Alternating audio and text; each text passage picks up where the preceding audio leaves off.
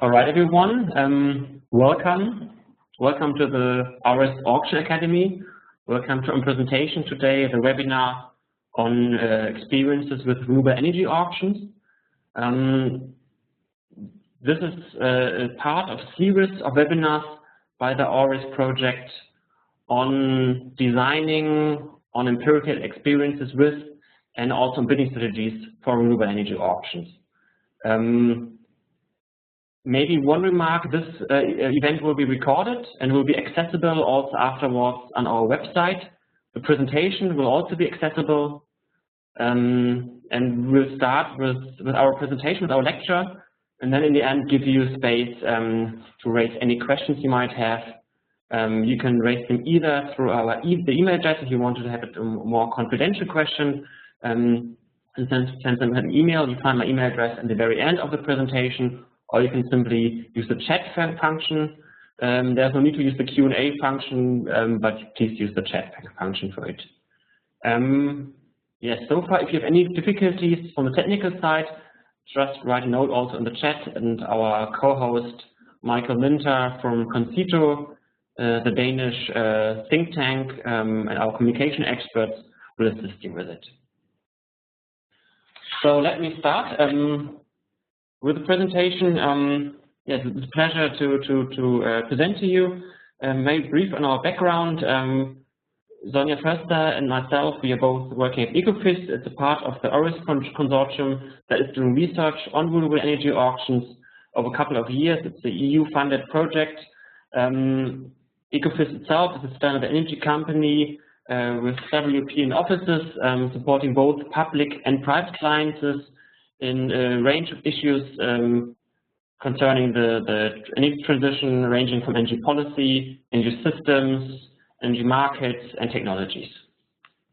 We base this experience partly on research work, but partly also on practical experiences that we got from assisting several European governments and governments in developing countries on auction design, and also working with private bidders and associations. Myself, I'm a senior consultant at our Berlin practice. I'm managing this research project from EcoFIS side, and I'm also worked on the design of the German PV auction. We've supported the German government with the design, and I'm currently leading the consortium that is doing the research and the design of the wind onshore, offshore, and PV rooftop auctions. With me is also Sonja Förster, who is the consultant in the Berlin office and has conducted several studies already on international experiences with renewable energy auctions, as well as have different other members of the consortium. This, what you will learn today, basically, you will learn the international experience with renewable energy auctions, both assessing the effectiveness and efficiency of these auctions, deducting best practices, and trying to assess general lessons learned from a policy design perspective. Just to show you briefly the slide on the past and following webinars of the AURES Auction Academy. In the past, there's already been first presentations on general principles of auction design and on international experiences in other sectors. You can access these recordings and the presentations also on our website.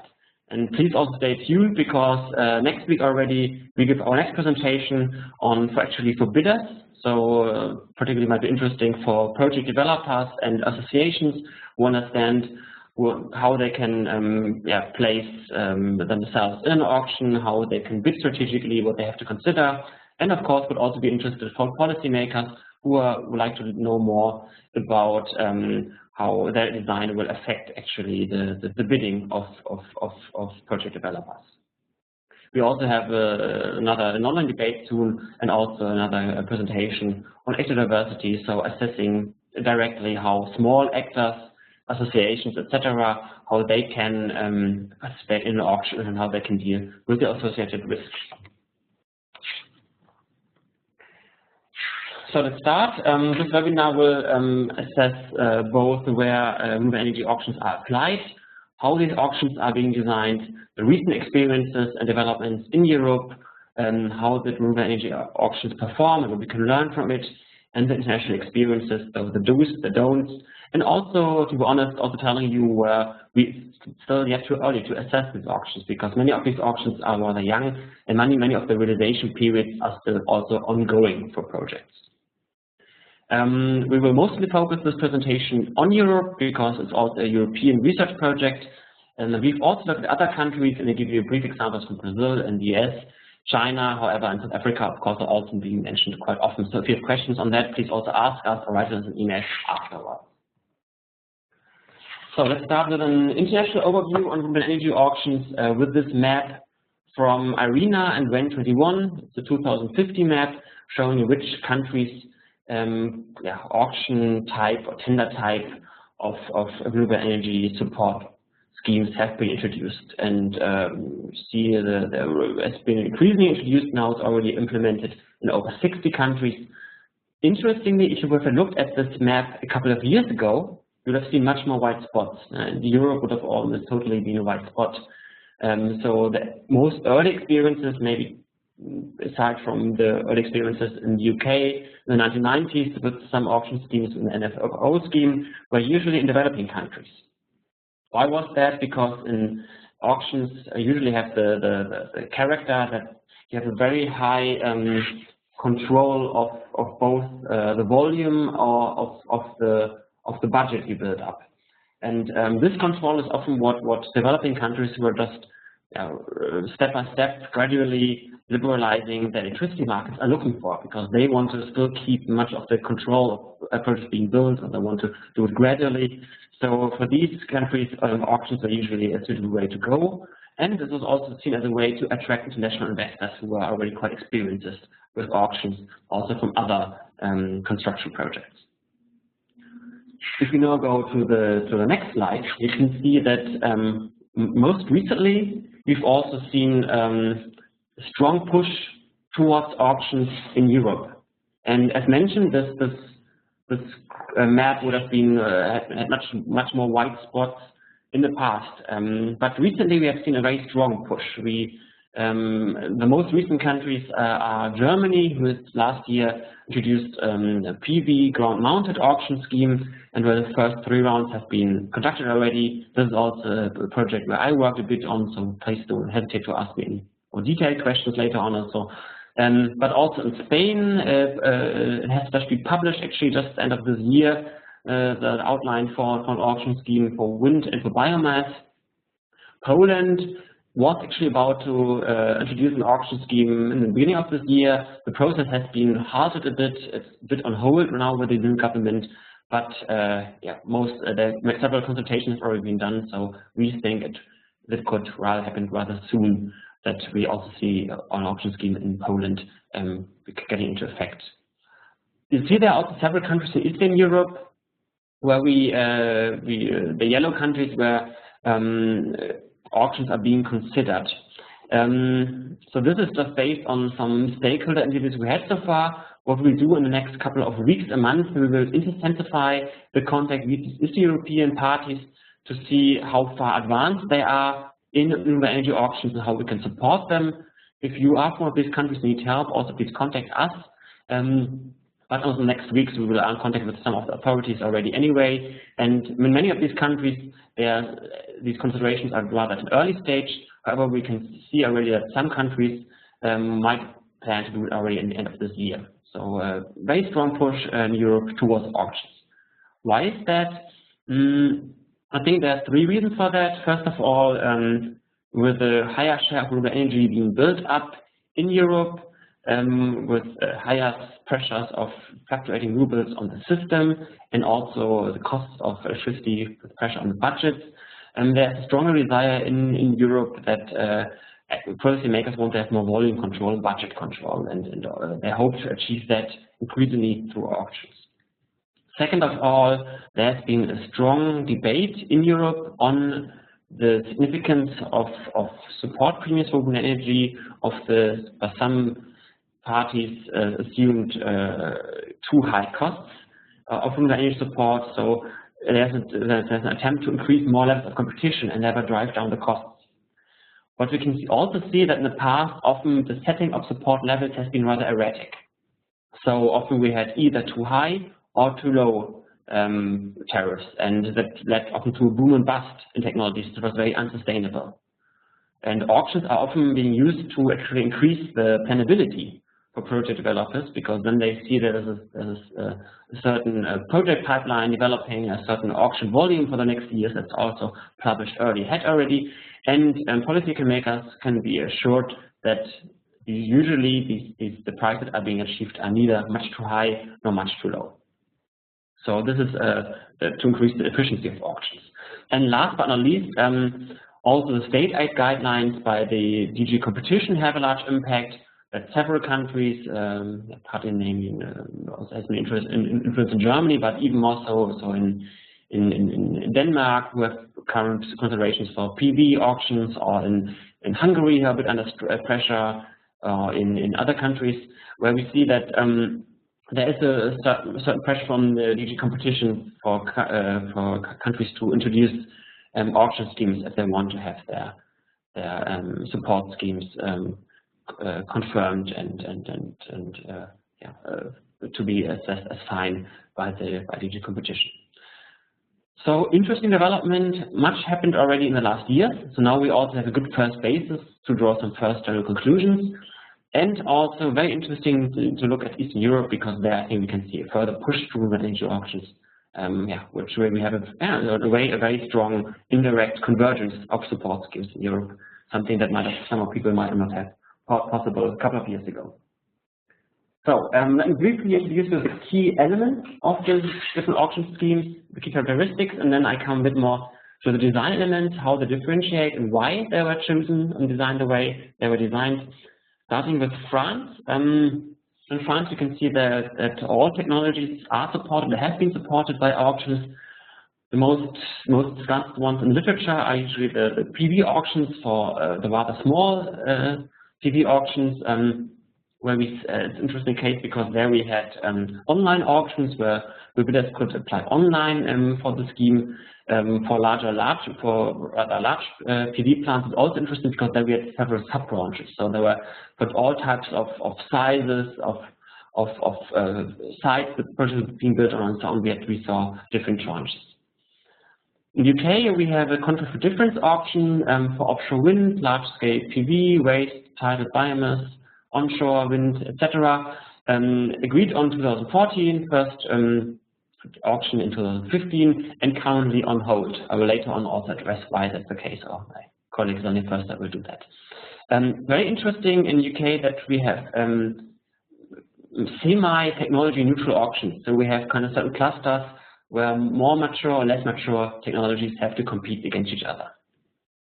In the Netherlands, we have the FTE Plus auction, and there the most interesting case is that it's not just for renewable electricity, but also for renewable heat.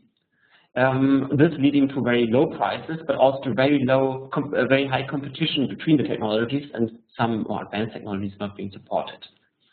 For offshore wind, we have separate auctions, and we see that currently there is a draft law that was supposed to be to go into force early this year. It has been postponed because in general the law has been there has been some more debate on the law and some of the unbundling elements on transmission system operators were also mentioned in the law needed further consideration. We still assume though that very soon the new law for renewable energy offshore auctions will go into force.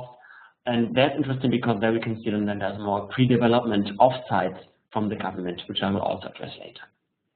Italy, the special case here is that we have, depending on the plant site, we have either a direct access, so simply a feed-in tariff that's being paid, a registry, or an actual auction. The registry, there are more bids than available projects. In this registry, then the projects are being evaluated, however not on the price, but simply only on the quality. So that's particular for the Italian auction. For the Danish auction, we had rather ad hoc auctions for offshore wind, and we also had very large pre-development offsites by the state. And recently, there's also been a law has been published and is about to be debated now on PV ground-mounted PV auctions that the Danish government has introduced because it's forced to do so by the by DG competition. And so we will see that PV auctions will also soon take place in Denmark. And interestingly, these auctions will also be opened. So there's an attempt to also open them to other governments, to other project developers in other countries. Germany, as mentioned, a very recent case, auctions only started in April last year. 3 rounds have been conducted so far. Results have been rather positive, I would say, from the cost side. Very strong price reductions have been achieved, and there was a very high level of competition.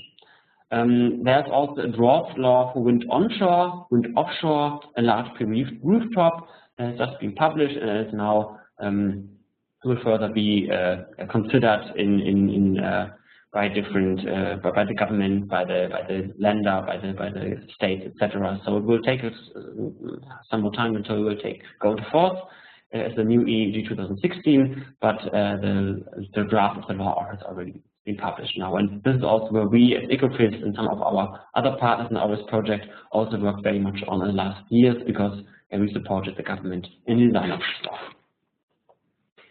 So, looking at the particular design elements and how different these support schemes actually are and why they were designed this way, mentioned already technology. Some of them are being partly technology neutral or partly group, as in the UK, or we differentiate very much between technologies, as in Italy.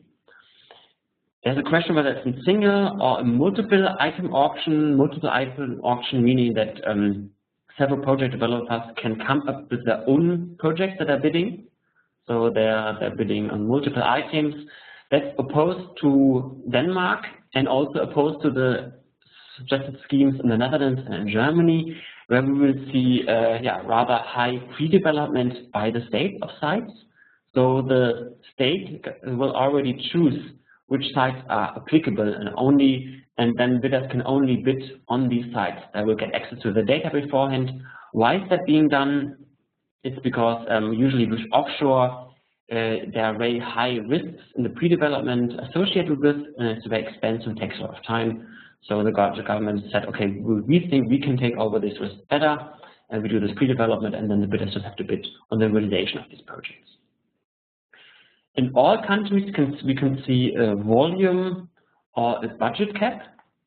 So either a certain volume or a certain budget is being auctioned, also depending a bit on the preferences of the government. Sometimes whether they're rather focusing on cost reductions or whether they're rather focusing on renewable energy target fulfillment. Rounds per year, usually project developers have an interest in several rounds per year to ensure if they did not win one round, they can participate in the next round a couple of months later. This is even more important because permits, of course, also are only valid a certain amount of time. If they're running out, you of course have an interest to bid as soon as possible again, so to also avoid boom-bust cycles. This is also why in many countries you see that there are several auction rounds per year, particularly many are in the Netherlands. However, in Italy, for example, there's only one auction round per year. Now, addressing how the procedure, how the bids are actually being awarded in the auction. In most countries, you can see static sealed bid auctions. So bidders have to hand in their bids in a sealed envelope, and they cannot change the bids afterwards anymore. They can only, if they did not win, they can only rebid in the next auction round. The evaluation criteria. Most auctions are being based on prices, which is also, I feel, the most transparent way of evaluating criteria. In France, it's different. In France, the carbon footprint of the PV modules has also been assessed.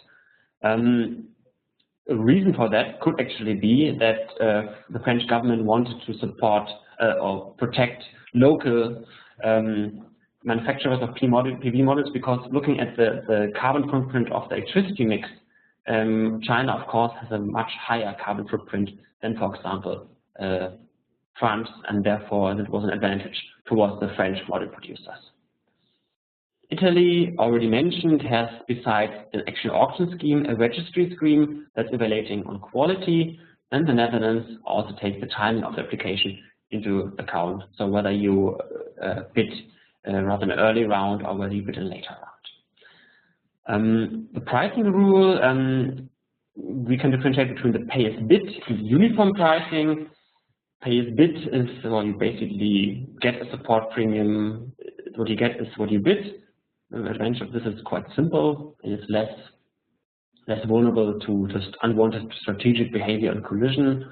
The disadvantage is that you do not usually bid your own costs, but you have to also assess a kind of a markup. So how much more than your true cost do you think you can bid, and what do you want to risk? And the problem for that is, of course, to assess this, you need to be quite well able to assess the level of competition, and in particular smaller project developers, rather unexperienced ones, would have usually problems to assess that. So in that way, uniform pricing rule would be easier for these actors, meaning that all the bidders who were awarded get the clearing price, usually of the least awarded or of the least non-awarded bid, and as simple as that. That makes the administration a bit easier, and it also makes it easier for bidders to assess what they bid. However, for multi-project bidders, there's a risk of rather unwanted strategic behavior, because particularly if there's an opportunity, then if the penalties aren't too high, if you do not realize projects, you can simply bid several projects and never try to drive and control the clearing price of an auction for your other projects. Sorry, one thing to mention is the maximum or minimum price rule. As mentioned already, for many countries who introduced auctions, the volume and the budget control are very important. Budget control also means the projects that are being awarded should not be too expensive. So imagining there would be not enough competition, because often it's also difficult to assess the competition. Many bidders who bid before an auctions might be deterred by the rather high pre-qualification requirements, or by the uncertainty whether they will be awarded. So they might not be able to participate at all. That would mean that the government has difficulties to assess the correct level of competition. And in that case, well, if they're trying to fill up the volume and then too high bids are being placed, you can have extremely high windfall profits from these bidders. So to avoid that, often maximum prices are being introduced. With maximum prices, then somehow risk that not all volume might be awarded, but at least that a certain price threshold is not being exceeded. Italy might be an interesting case, because there we also have a minimum price where the government is shielding the project developers from ruinous competition. Interesting. In most other countries, this is not the case, because since renewable energy technologies are rather advanced already and bidders are expected to be rather experienced, the authorities think that the bidders can themselves best already assess the real costs and would not need a minimum price for that. Coming to the next slide on how projects are being realized and how to ensure that projects are being realized. First of all, projects are being bid often in an earlier stage of the process, of course, because no bidder wants to get all the permits or start building the plant already without being ensured that he could actually get a support premium payment. But however, in that case, there's always a risk behind that either bidders did not themselves carefully enough assess the bidding price and therefore bid too low, or of course that in the regulation process and the permitting process, risk can still occur that, for example, somebody doesn't get a certain permit and then the project cannot be realized. And that's of course a risk for the auction authority, because that would then also threaten the target fulfillment, renewable energy target fulfillment. For that purpose, all countries that we have assessed have introduced material pre-qualification requirements. That means that the auction is rather late in the project development cycle. So developers usually, when placing a bid, they will have to already have done first measurements, have this often already secured a permit, etc. For these bidders, this is of course a new risk, because in that case there's a risk of sunk costs, so they're investing in the pre-development of a project and might risk not being awarded.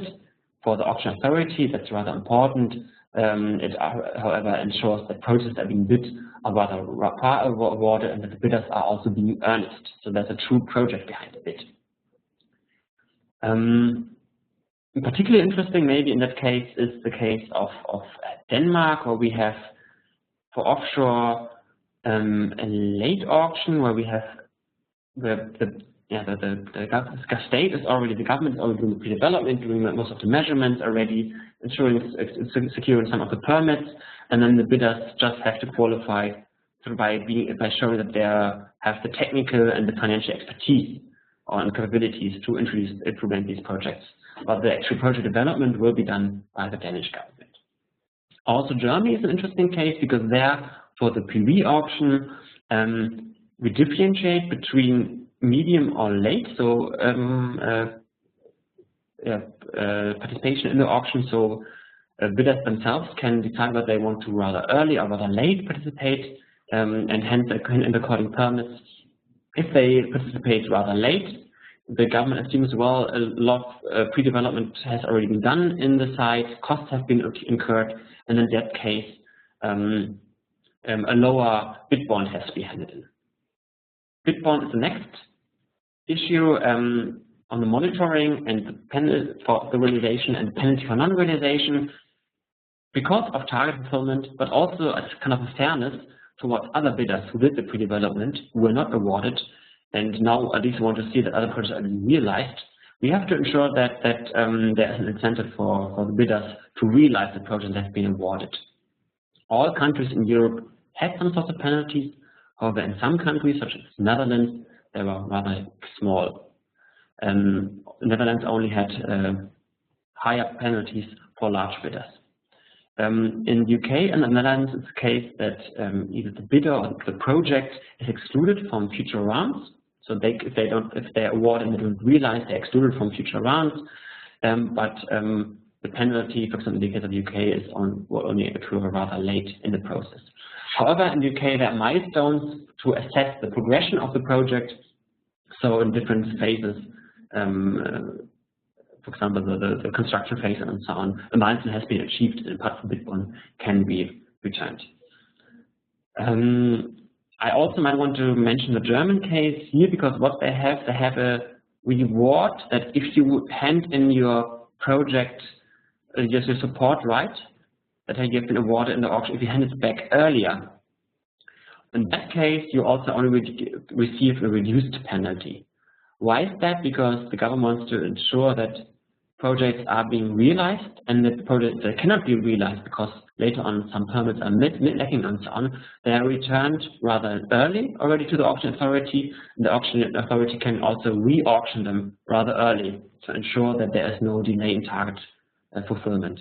For that, for this purpose, you actually get a reduction in case you return an auction support right early.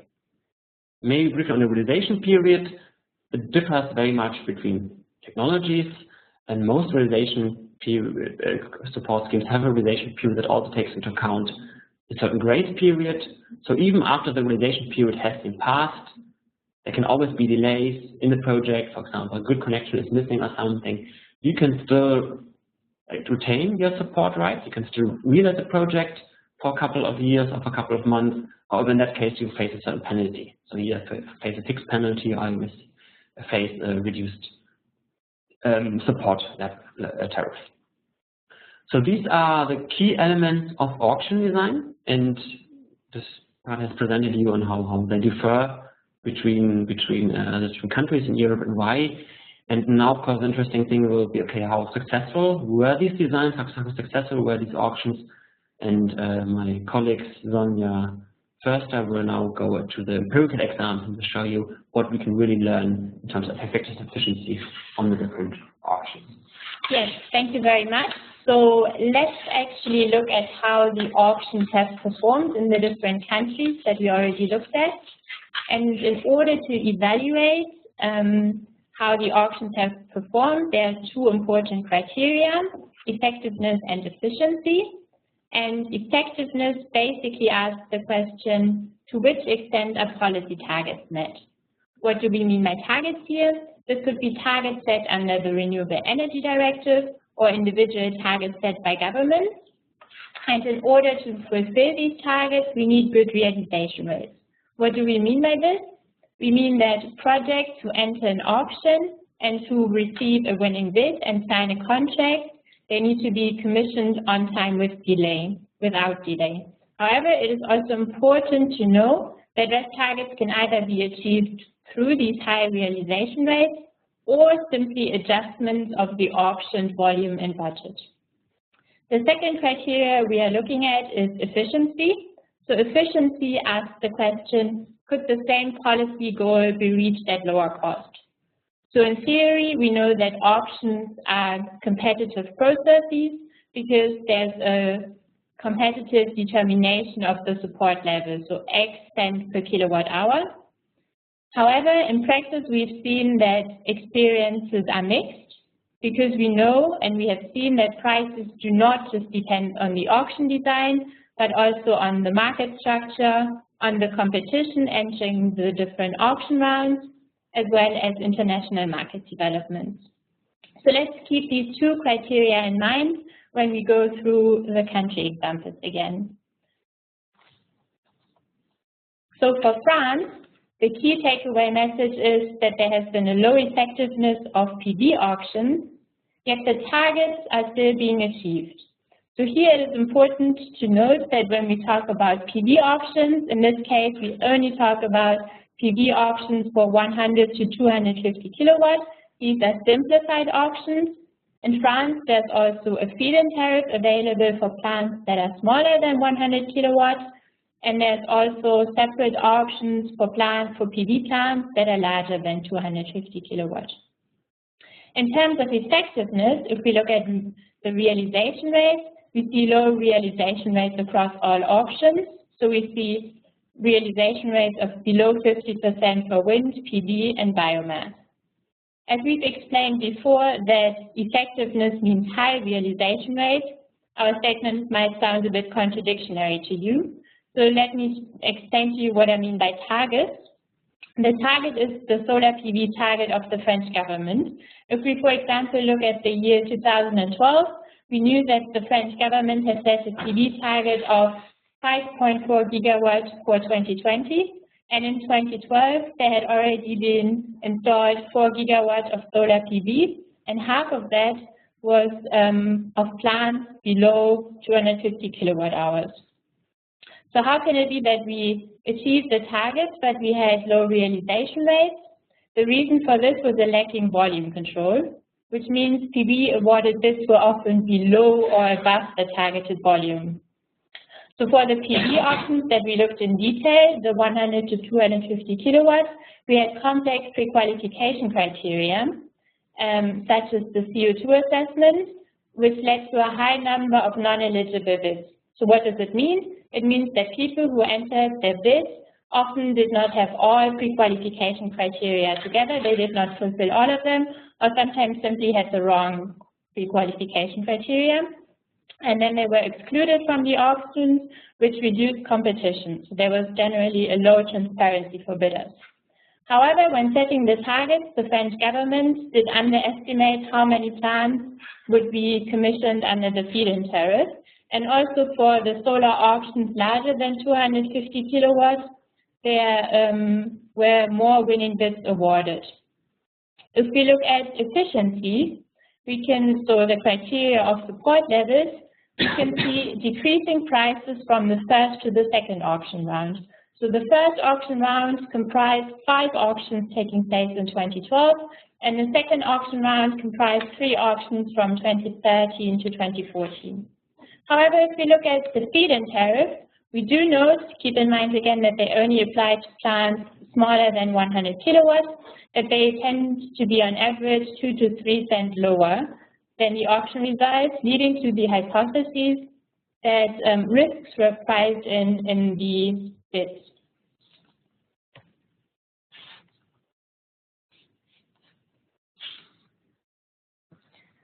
For the UK, the key takeaway message is that there has been a high competition for mature technologies with a bias towards offshore projects. Why is that? As Fabian Wiegand has already explained, the auction design looks technology neutral, but strongly favors offshore wind. This is because we have two different pots in which the technologies are competing against each other. So we have the first pot that comprises established technologies such as onshore wind, solar PV, and energy from waste with THP and others. And then we have the second pot, which comprises the less established technologies. And offshore wind is part of that second pot, where it has to compete against wave, tidal, stream, and advanced conversion technologies and others. And it can simply perform more competitively against these technologies. If we look at the criteria of effectiveness, so the realization rate, it is simply too early to evaluate because realization is still ongoing, keeping in mind that the auction took only place last year. If we look at efficiency, so the support levels, we see some desperation by some bidders to secure an award, so there has been underbidding. This can especially be noted for solar PV. If you look at the table, you see that there has been an administrative strike price of 16 euro cents per kilowatt hour, so this was the maximum price, and because you bid for a digression, the lowest clearing price was 6 euro cents per kilowatt hour, so there has been a 58% saving on the administrative strike price. However, these results were too low, and bidders did not sign a CFD contract in the end for solar PV. And an explanation for this were a complex pricing rule where you do not only just bid for your technology, but also for a certain delivery year and a uniform pricing with a lack of penalties.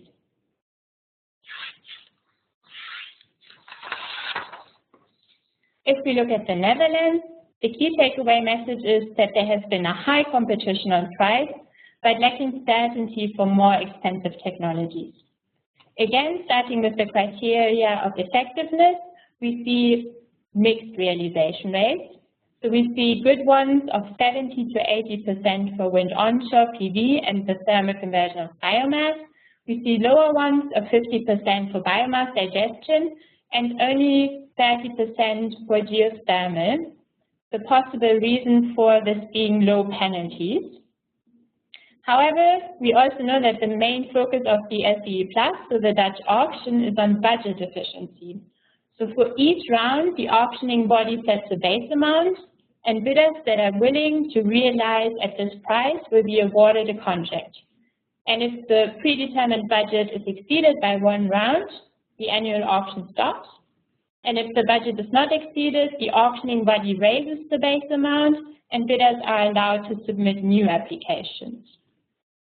So we've seen that in 2014, we had 6 rounds, and in 2015, even 9 rounds. So what does that mean for me as a bidder?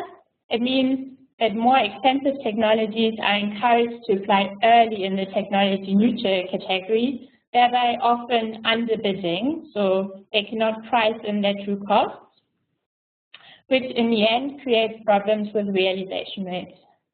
In order to counteract this, the budget of the SDE Plus has been more than doubled for 2016 to 8 billion, split into 2 phases of 4 billion each, which will give the realization of renewable energy a push, especially for more expensive technologies, which should also increase the clearing price, the doubled budget.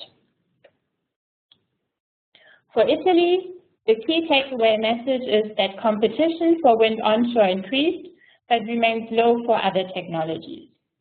Looking at effectiveness, we see that the penalties did not ensure timely realization. Here we especially looked at wind onshore, where circa 50% has been realized so far, but because of the tolerance period, 25% are delayed, but the realization is ongoing. So you have, for onshore wind, you have a realization period of 28 months, and then afterwards the feed-in tariff is reduced, and then you have an additional tolerance period of 24 months, and only thereafter the guarantee of support is withdrawn. We see a higher competition for wind, but a lower competition for other technologies due to the high requirements. What do we mean by high requirements? Those are qualification requirements such as a production license, a connection offer from the grid operator, as well as proof of financial capacity. If you look at the graph, you see a price reduction for onshore wind as the bid capacity actually increased fourfold from the first auction round to the third auction round. As bidders became aware of the high competition, we had reducing prices. For Denmark, the key takeaway message is that more attractive markets abroad explain price variations for offshore wind in Denmark. So as Fabian Wiegand already explained, we have pre-development taking place by the state, which means the state already selects the sites where offshore wind projects should be realized. And we also have investor dialogue, which reduces the risk but weakens the auction principle. What do we mean by investor dialogue? For some of the auction, it was that bidders only had to submit an indicative bid, and afterwards they met with the contracting authority discussing what changes could be made to the tender in order to realize the project at lower cost, and thereafter a final bid was submitted. In terms of effectiveness, the realization rates are good.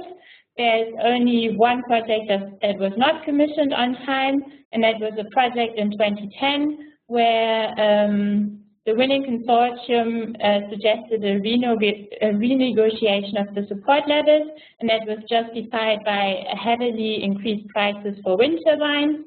In the end, they withdrew and the project was not realized and a new auction had to be undertaken.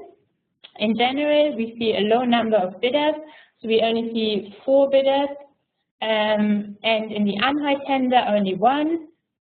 If you look at the graph, you see varying prices. You see one outlier, this is the Anhoi tender, and there we had higher prices, and these could be attributed to risks.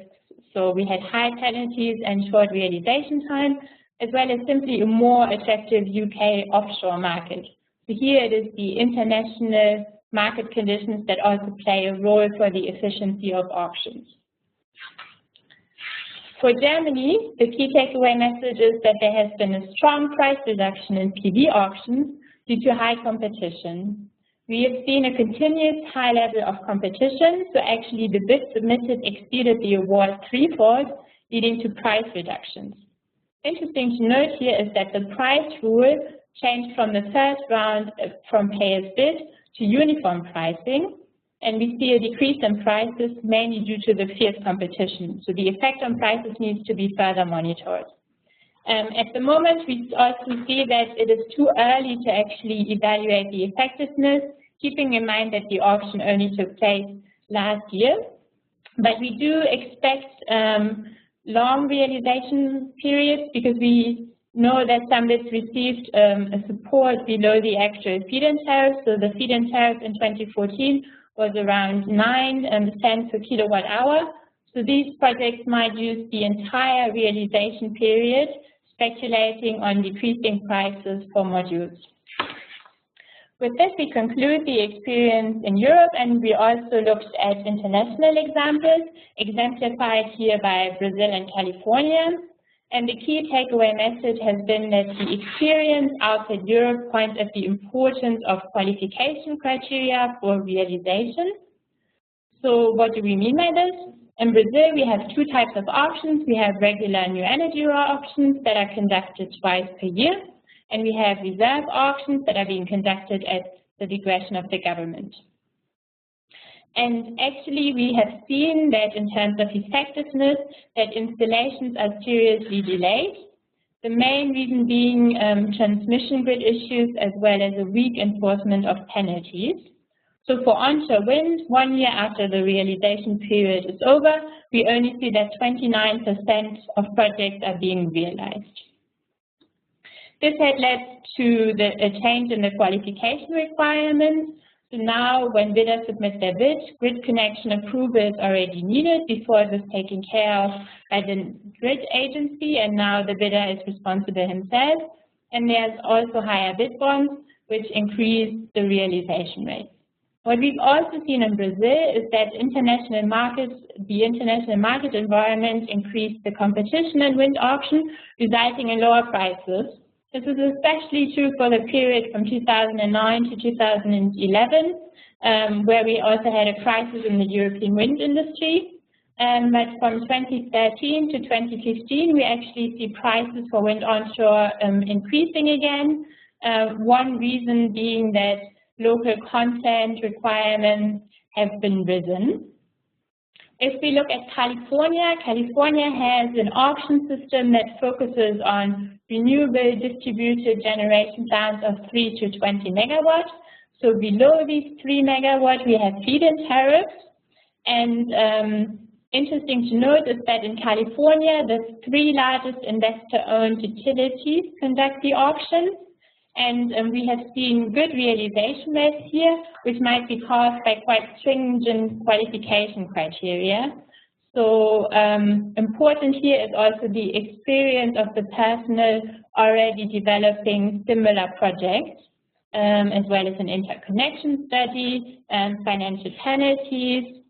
And what we have seen is a competitive auction process with a very large number of bids, yet strongly favored solar PV, and this is mainly due because the investor utilities had an overall target but could set specific targets for themselves. And with this, I conclude on the experience, and I hand over to Fabian Wiegand again to summarize for you what you've learned in this webinar. Thank you, Sonja. Yeah, just some concluding words, and then I give you space to ask your own questions you might have. I think you've seen that international experiences with auctions are quite mixed, and the project realization prices depend very much on the design, on the priorities of the government. Do they rather want to high performance, efficiency, etc., and on the market environment, of course. Often it's too early yet to evaluate the project realization. We can see delays many times, and the question is then, okay, delays, are they actually problematic for target fulfillment, or are they just increasing the flexibility of project developers and thereby reducing their risks? But this is something to be further monitored in the next years. We can see that in most cases, the auction design and the auction volume has quite frequently been adopted, often because some of the results achieved were not desirable, or because simply very strong changes in the market developments, or of course new political priorities.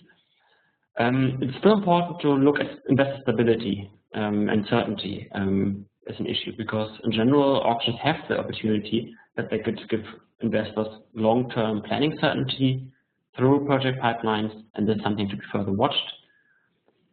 We can also see that technology-neutral auctions do lead and will lead to the dominance of particular cheap technologies.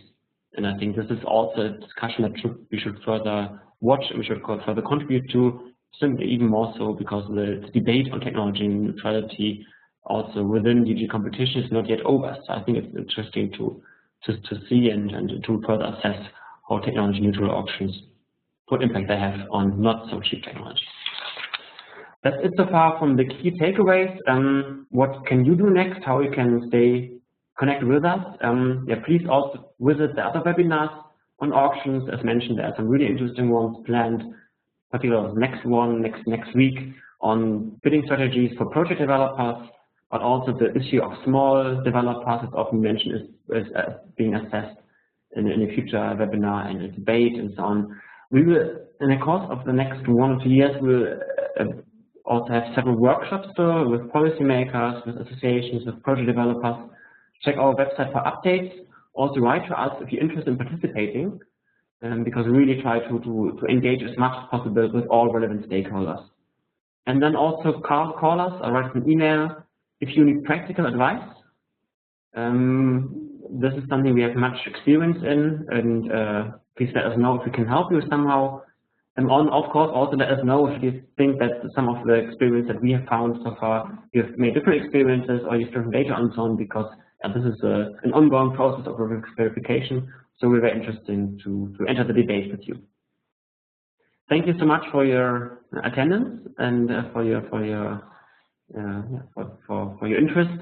And now we open the floor to questions. Ideally, you simply write the questions in the chat window, or you write an email to the mentioned email address.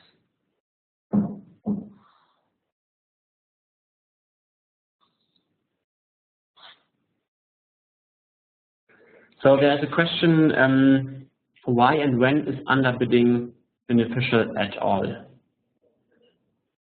Well, to be honest, underbidding is hurting everybody in the end. So for the auction authority, underbidding is often problematic because projects are being awarded most likely will not be realized, or there's at least a high uncertainty that a project will be realized, and that's problematic. And of course, for the bidder itself, it's very problematic because he will not get sufficient support from the project he will build. The only case in which when underbidding might be of value for a bidder if the bidder is really interested in ruinous competition. So if it's a very large bidder with very high financial resources and he tries to drive out other project developers out of the market. And that could be the case, and it has also been witnessed in China, where we in the past had an auction where state-owned enterprises cross-finance their bids in energy auctions to also outdrive and drive out private developers. So this is a case when underbidding could have been beneficial for some state-owned enterprises, but usually it's not. Then there's another question. I find it interesting that the German government decided to change the price rule from pay as bid to uniform. What was the motivation behind this change? What policy goal was aimed at? A good question. I mean, in the end, the German scheme is a pilot scheme. So the idea was also with a view to the upcoming wind onshore auction to gather as much experience as possible also in auction design.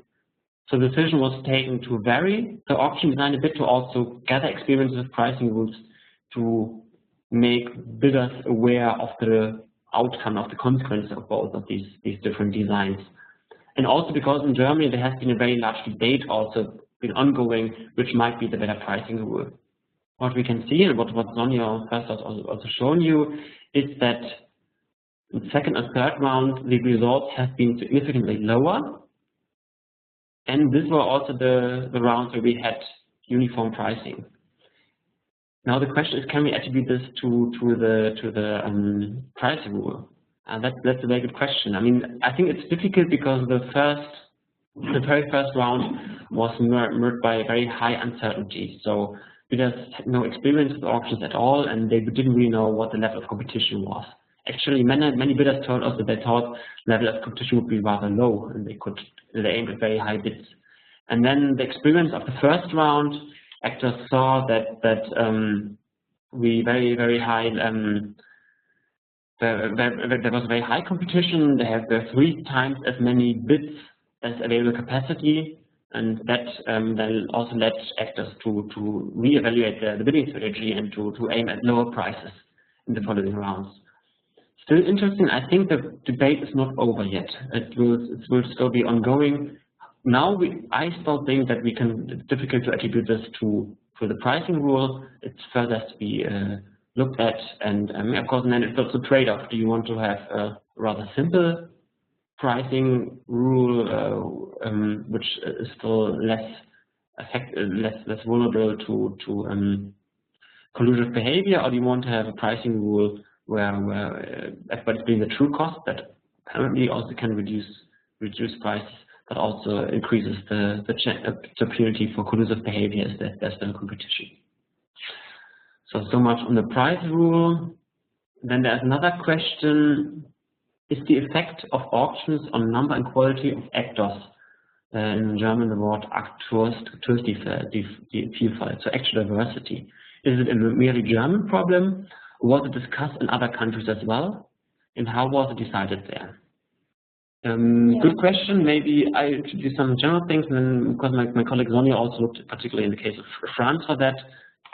In general, we can see that in Europe, in other European countries, the debate is not by far not as strong as in Germany. particular actor diversity.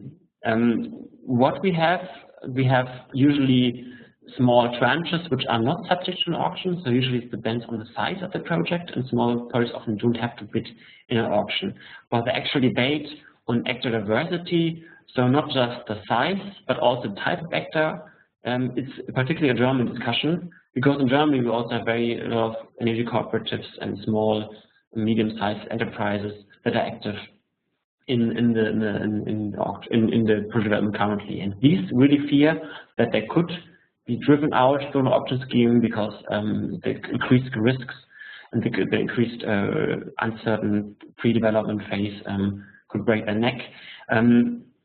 We still have difficulties in Germany to define what type of actor should be supported or excluded or have certain special rules, because then there's also a big debate: do you want to make it really like a type of enterprise, or is it just energy cooperatives, or is it projects that have a very high share of local components or of local value chain of involvement, or only of investment, and so on. So it's an interesting debate, and please keep that in mind also, and I would also invite you to attend our webinar on small actors, and we'll address that in more detail. But now Sonja can tell us some things on France. Yeah. So also in France, actor diversity is not a problem or a political priority, but we did look at for the small scale PV auctions, so the 100 to 250 kilowatt, and there we've seen that the target audience are private small actors. You actually have an online platform on which you can submit bids. And in 2011, we've actually seen that most bidders only submitted for a small capacity, while a few bidders bid for the majority. So actually, the fourth auction in 2012, we had, I think, 143 bids in total, submitted actually only by 35 bidders. So here, the auction was cancelled, and the design was changed to counteract this, and the effects of this are yet to be seen.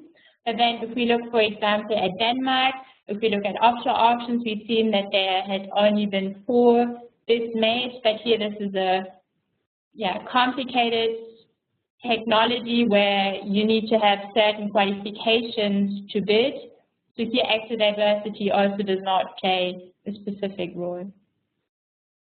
Right. More questions. Then there's the question on why there's only been 1 round so far in UK last year. Yeah, this is mainly due to political reasons. So if you follow the current debate on renewable energy in the UK, you see that the government has announced several cut-downs of subsidies for renewables, and they especially have a conflicted relationship with onshore wind. So in the party manifesto of the Conservative Party, it is clearly stated that onshore wind should not be supported, major reason being the so-called NIMBYism, so the not in my backyard issue. And because wind onshore should no longer be supported, the second CFD auction was actually put on hold or cancelled because we expect changes to the design.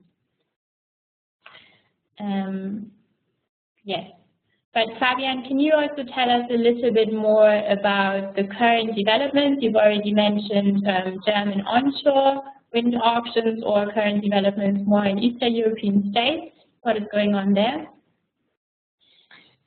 Yes, I mean, it's briefly mentioned on the slide. I mean, in Europe, it's a really interesting drive right now because we see that many countries are either considering to reduce auctions or have already some published draft laws and so on. We also see that in many countries the auction design is often associated with very large, strong debates. And it's interesting to see how different the effects of the debates were.